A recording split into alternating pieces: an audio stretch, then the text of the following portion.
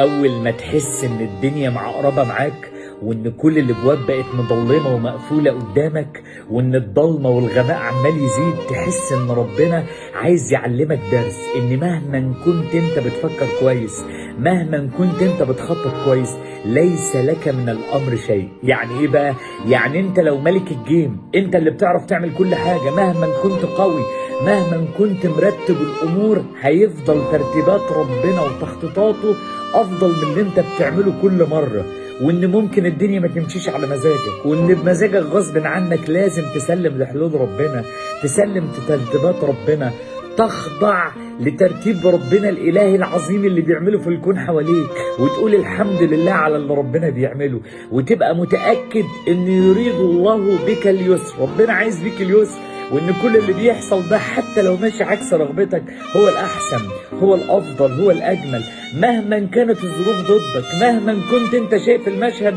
عكس ما انت عايز، مهما كنت انت مين يا جدع، لازم تسلم لربنا، تسلم لحلوله، تسلم انك لو رميت توكالك على ربنا، ترتيباته وكل حاجه بيعملها